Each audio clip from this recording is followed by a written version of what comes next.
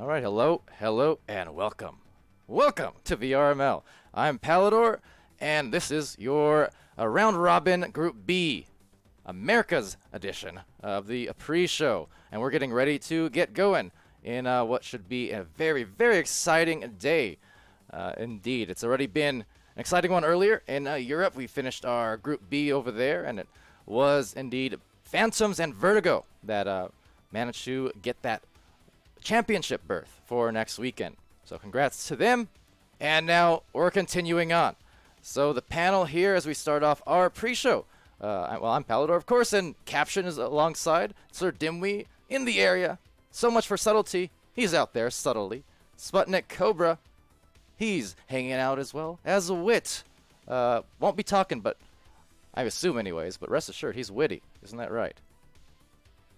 That was his cue. That was his cue, but he didn't take it. All right. Anyway, so we're going to go to the pre-show now and get it going with our first look at the Wireless Jacks. Very, very intriguing team, to say the least, and so much to talk about with them because, there's a lot of people, I think, out there who may not have expected them to be here. I'm not one of those people, just having watched their matches. But as I kind of said towards the end of the season, a lot of the times, those connoisseur, the fan votes, things like that, it lags behind when you're talking about teams sometimes and recent performances and just kind of going by the known factor. Wireless Jacks, they've been known since pre-season, but it's been a kind of slow build.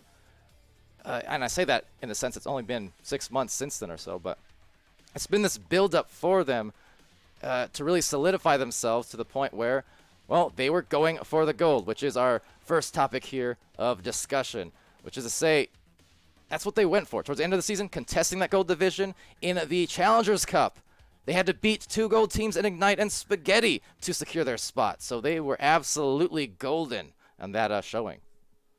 Yeah, it's something I know Gilligan really well, and it's something his team was striving for. They really wanted to get up in the gold. You can see they stopped just short there in the number 11 rank with that silver star, but they still proved their value. They proved their worth. They proved their place, and went 5-0 in that open qualifier there. And then, as you said, beating out Ignite, beating out Spaghetti, two gold teams. I mean, they really earned their place here today. I'm so excited to see these guys play. Absolutely, and bears mentioning too, seeing that Challengers Cup unfold. Well, pick your poison. By that I mean Venom, new player to the team, not new player to the league. And Dimwi, I'll let you take this one because you're very familiar with this man here. Yeah, I could talk all day about Venom. Venom he's a great guy, and I know he brought another level of calm to their comms, and on top of that, he's an amazing playmaker. He's an amazing shooter, and he knows how to set plays up. He's great with strategy. He's an all-around positive force to bring in every possible aspect, and it definitely shows. I mean, they brought him in, and they like I said, they went 5-0 in that close qualifier, and it was amazing. It was amazing to see. It was amazing to watch, and I'm so excited to see them with Venom now. How they're going to play here today. The first round's going to be against Joker. Yeah, I'm real excited. I'm really excited for these guys. Absolutely. Me too. Needless to say. Now, moving on speedily to what else but those world famous at this point wireless stacks from the Wireless Jacks. Caption, you have something to say on that?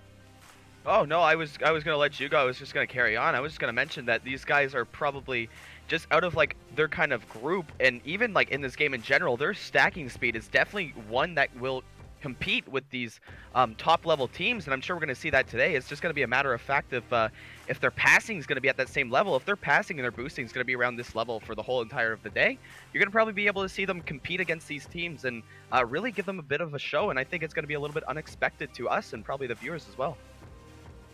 Yeah, definitely.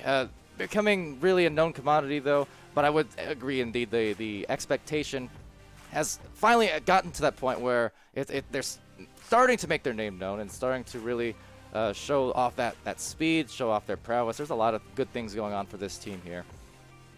And it's just, they're going to be easily and obviously the X factor of this particular cup. Yesterday in North America, that team was Instinct. Today, it's Wireless Jacks. We'll see if they find the same results, though, as Instinct did. But, yeah, coming in, I mean, look at that. They finished just outside that gold division, one rank beneath at number 11.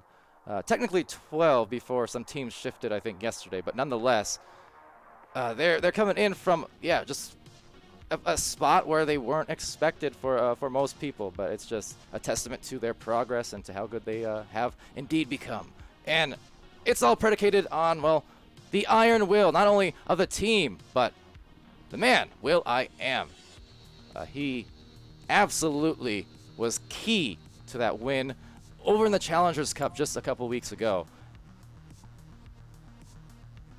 I thought, didn't we? Never mind. All right, so we have, well, just a lot to look forward to with him. Every single game, you see in the highlights, he is dominant in that area, really establishing himself as one of the top-tier goalies in this league, either region. The kind of things he pulls off at the most crucial clutch situations is, again, a testament to the ability of Iron Will. I think I can add something here. Just if you play pubs, by the way, you'll see, we must introduce Strembitsky as Strembitsky, although you are a bit quiet for me at the moment. Sorry about that, dude. Is this better? Oh yes. And if anyone heard that Windows ding, that would be the world famous YouTube. Okay, yeah, Strem, continue. Sorry. If you add, I can add something about Will there. If anybody plays pubs these days, you'll know that when you run into Will, it's never an easy match if he's on the other team. I think it's just clear that Will is a really, really, really good individual player, and his comms are good. I think, yeah, he's just fantastic and a good addition to any team. So Iron Will is a good tagline to have there. All right, and if you can just turn yourself up a little more, that'd be just dandy. But I think they got the gist. He is, fantastic inside that goal. And really, as a whole, Wireless Jacks, it's all about that connection strength, just to close it off, because when they're rolling, they are rolling. They are a really great team, without a doubt. They know how to get the job done in terms of that team play. And as you, I think, seen in the highlights at this point now, they really just know how to put it together for all those connections. With all those cross passes that we see from the Master Tier teams. So it'll be interesting in what is essentially their first test against these Master teams in the seasonal context facing off today. But moving on, talking about season, it's the well-seasoned veterans, it's the well-seasoned champions of Illuminati up next. Captained by, well, a guy who never surrenders, that's Ender. Now, Ender, a lot to say about his play. He is a force of nature when it comes to Illuminati and their offense. And Dimwi, yes. No, and he's absolutely one of the strongest strikers in the league, hands down, bar none. He's one of the strongest goal scorers. I'm pretty sure his record from preseason still holds. What was that, 42 points in one game? He is absolutely massive, and he's one of those players. Shrem a moment ago referenced pubs, and sometimes I'll catch Ender in a pub.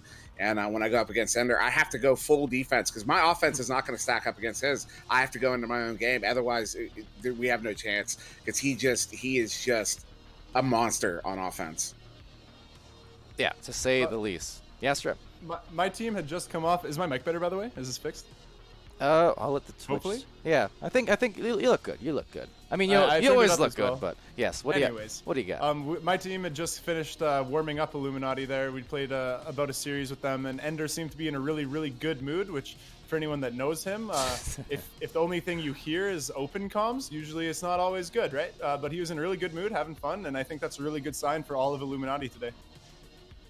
Well then, that is some good inside intel from the Kangos there, from Strem. So, yeah, they're well prepared. Needless to say, I mean, all these teams, I imagine, are well into their warm-ups at this point. And, yeah, so when it comes to Illuminati, one of the other things they do as a team, not just the action, forget it, but controlling the masses, okay? And I mean that in the context of Illuminati. They're all about that control. And when it comes to the way they play in the game, it's about maintaining the pace. They're not in a rush necessarily to do too much extra a lot of the time. They know how to slow it down. They know how to just be calm with their offense, controlled with their passes. They're all about talking about Ender there, feeding the beast. And Caption, yes.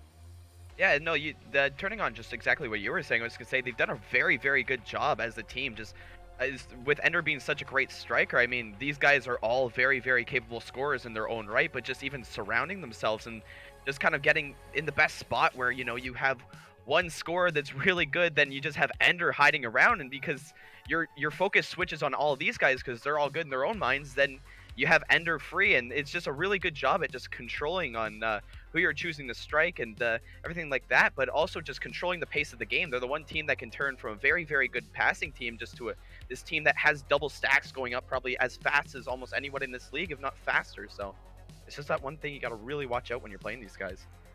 Yeah, it sounds kind of similar too to Phantoms, for instance. Talking about them a little earlier, we saw them over in the Europe Cups, talking about teams who the passing is fantastic, but the speed, it is definitely a thing. I mean, of course, you got Speedy V over there.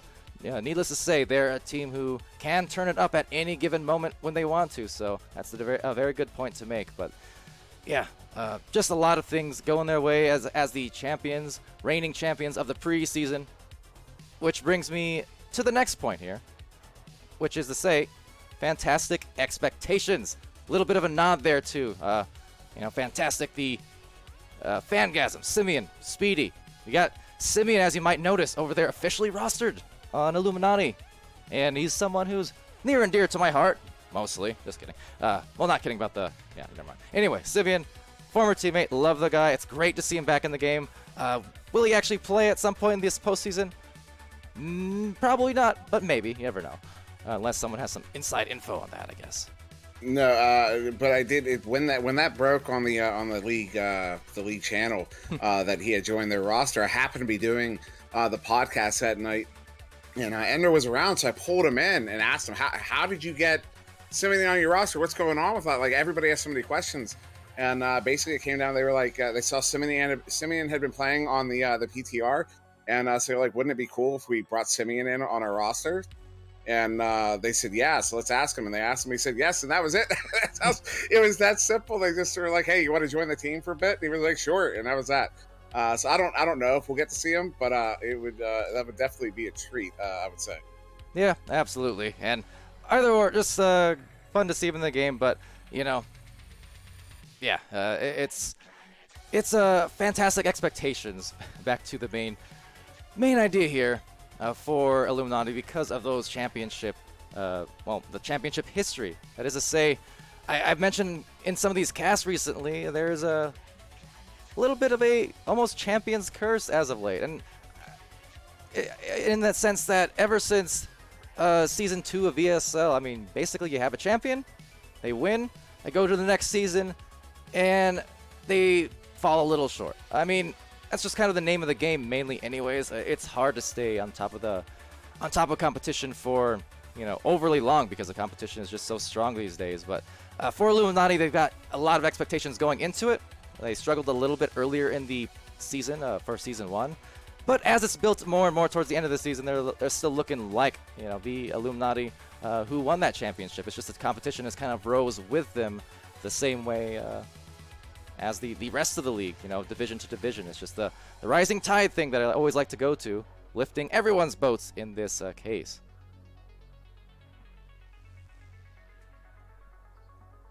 Now, final note here, the mentals, which is to say fun, the mental. Strem alluded to it a little bit earlier, but another thing, keeping the cool, keeping feeling good, and trying to wipe away those expectations, because I know just firsthand as well from the past how those kind of things feel. I think Strem as well, maybe if he wants to contribute a little to that idea, what it feels like to come into a season being the reigning champion and the expectations that come with that, and the mental toll that it can sometimes take. It doesn't affect you at all. Easy. Anyways, okay. But the biggest thing, though, I think for Illuminati in particular, as long as they're having a good time, their comms are good, light and calm, and QL's making his backboards and Suburban's using his long arms, they're fine. They're going to be just good. And that is pretty much Illuminati in a nutshell there. But they're just good. And yes, they do favor those backboard plays. Indeed, QL and Suburban good around that area with the goalkeeping. Speedy, true to his name, Speedy on the stacks, great teammate. very underrated goalie himself at times. He's not in there a ton because of, Suburban and being involved. But, I mean, yeah, speedy, great all-around player. And just when you think of teams where, everyone's kind of working amongst each other, for each other, and just kind of contributing to a whole effort, Illuminati definitely is one of those teams as a whole. So we'll see how they perform today. Again, the expectation is great, but we're expecting some great matches, needless to say, any given week from Illuminati. Now moving right along to Infinite. They're next here on the list. And Infinite, another one of those teams, great expectations, especially from the preseason coming into Season 1 now.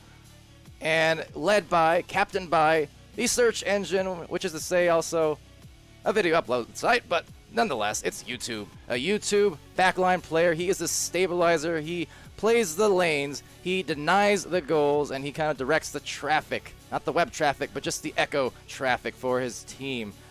Which brings us to, well, who does his team comprise of? Twinfinite. That is to say, Andy W, Zach W, the brothers, the twins, and pair them along with Palace. They've got a lot of talented strikers on their team. And anyone have anything to say about that? No, yeah, these guys, Andy and Zach, I've played a lot with them in privates over the years, in some fun evening activities, and they're phenomenal players. I mean, they're also fun guys to be around in general. I always love playing with these guys, but they're phenomenal players. And you remember that what shot that Zach scored? I witnessed it. It was the weekend before that. It was the Friday before he did it. We were in private, and he was practicing it, and I was like, "There's no way."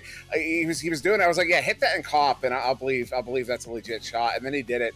And I'm not saying he did it because of my challenge. He was going for it anyways. It was just I couldn't believe it that he did it. And but those guys, they're phenomenal strikers. They patented that whirly twirly that's becoming more and more common throughout the league. And I really look up to those guys as strikers.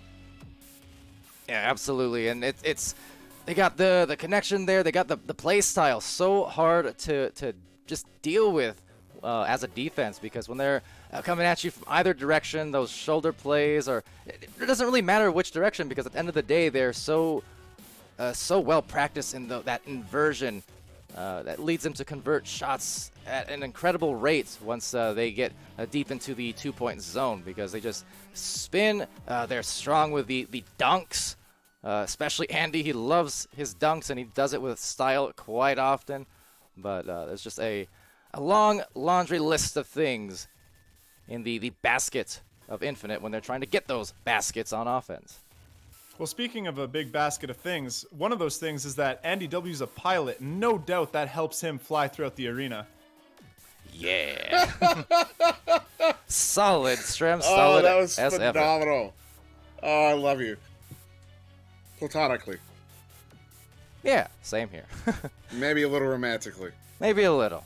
But we're going to divert that flight over here to the next one, which is to say limitless or limitless. I think for Infinite, the very definition of Infinite, of course, limitless, but also what is on the list of limits that Infinite does have? Well, that is to say sometimes I think they have, if a few shots goes against them, that's sometimes when they get in trouble. When they play within their limits, when they play controlled, which does actually also translate to our next point, they are exactly what we expect. A top team, master tier team. It's a team that is indeed championship caliber. So if they can just keep that steady play and control the chaos, which again goes to our next point, they should be fine and provide some fantastic highlights, as they always do, whether it's defensively, whether it's offensively. They got the strikers, they've got the defenders, they've got the midfielders, they've got the directors, they've got the Rosie, who I also saw in chat, and I'm still unaware if she's playing or not today. I heard it was a game time decision yesterday, haven't been updated. But nonetheless, all the factors on the list of Infinite. So switching up here to the final team, none other than the incomparable Team Joker. So, Team Joker, aka as I like to call them, the impractical jokers for a very good reason, because everything they've done since the very beginning, before they're even top tier whatsoever, they were impractical. That was a long time ago.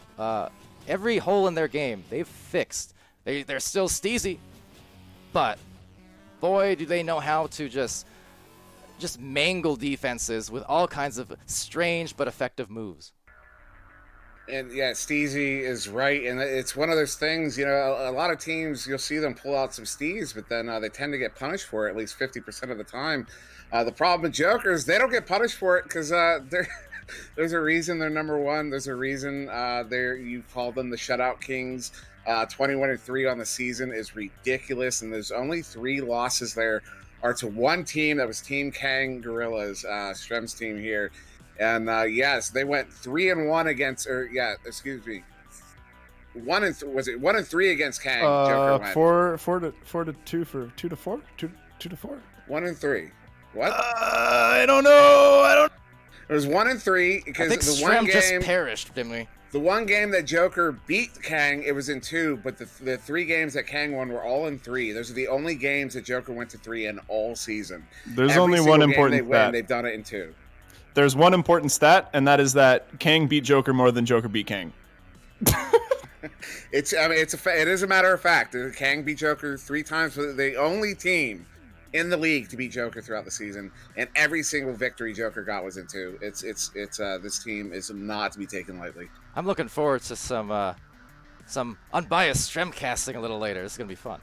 Anyway, moving on to the next point, though, about Joker, a dash of wisdom. Indeed, this season they added Dash to the roster, and with it, they've added a lot of experience. A player here who's been just dominant on top-tier teams since Season 2 of VRML, whether it was on 11.5 there, well, in any iteration, or 11.5/Eclipse that almost happened but didn't prior to joining up with VRML in the fall. But either way, Dash, fantastic player. He adds just a lot of stability to the roster. A lot of good things have happened, I think, as a direct result of adding him into the mix. I mean, what more can you say? I mean, I think we all noticed it very, very early on when the season started is you add one of the best known people for being one of the best at goal in this game throughout the entirety of the game to a roster that's already pretty dominant with 3 people who are absolutely incredible at scoring. You're going to have a team that's going to go as well as them. You're going to have a team that goes 21-3 almost every time. It's almost incomparable about that. Yeah, they are just indeed incomparable Joker, impractical Jokers, and furthermore, the Golden Boys, which is to say, the goalies. The thing about Joker is they are incredible at offense. That much is just a given. They know how to nail their shots from every spot of the floor, bouncers, what have you. It doesn't matter. They'll take it, they'll make it. They don't even need a line of sight to the goal. They just need a line of sight to any nearby wall or geo. But the offensive side of Strem, yes. I think that Joker finds most of their success from the fact that 3 of their players are too young to deal with life's struggles and general aches and pains. They wake up and they're not sore. They wake up and they feel good and happy. Everybody except for Dash, and that's everybody except for Dash, and that's why you see Dash staying back in the bow tie waiting for clears and stuff, because he's got those aches and pains. He's playing like a human. But then you see Ryan and Jay and Kung, they're just ducking and jumping and dodging people. I can't do that anymore. It's ridiculous. Oh, talk about ridiculous. Sorry, go ahead, Pally. This is either going to be very, very good or very, very bad. But thank you for that, Strem. As just to finish the thought, though, the Golden Boys, they have the offense. That's all in their pocket. The defense too. One of the maybe less spoken of things, just because defense is a little bit more of a subtle thing, or it's hard to mark down. Offense is obvious. You throw or you shoot a shot, you make it. That's offense, okay? But defense sometimes is a lot more about positioning. It's about the subtle things, and Joker has this way where they can guard off the goal or the midfield, just with incredible efficiency and aggression. And when it comes to, the likes of Kung, Dash, Skinny as well, super talented goalies. So pairing that defensive capability with that offensive propensity that makes them exactly what they are, which is to say a #1 team, 21-3 record, and a plus-minus of 363. So, of course, over the course of all their matches, they've scored an awful lot more points on all the teams that they've played and won against because of that defense, because of the offense, all of the above. Now, that does bring me to the final point here as we just wind this down. Round robin, and I don't just mean the format of this tournament, okay? Round robin. It was alluded to just earlier and talked about by Dimwi Strem there. Joker is a team who's taken rounds from everyone, and they have no rounds taken against them, minus from the Kangarillas, of course. So the thing is, being that dominant throughout the course of the season, and it's easy to let your foot off the pedal sometimes. And the thing is about the round robin format is that you're coming in here playing game after game all up in a row. And one of the things about Joker that I mentioned in the past that does tend to be a little bit of an Achilles heel, regardless of letting the foot off the pedal from now and then, you got to wonder if it's going to be a factor, expending all the energy that they do at times, because they go hard, okay? They're not afraid to score and just play with aggression, with incredible speed. And these moves that do expend a lot of energy. In the context of these weeklies, these 30-minute matches, that works out. Well, 20-minute matches, really, for most. But point is, they can go 100 miles per hour, and they can be just fine and dominate and even mercy sometimes. But can they do that again and again and again over the course of an extended tournament? That applies to this week if they make it to the championship bracket. Same thing there. It's a matter of how do they handle the round robin as a team that just doesn't lose rounds. So it's a question that we shall have answered pretty soon.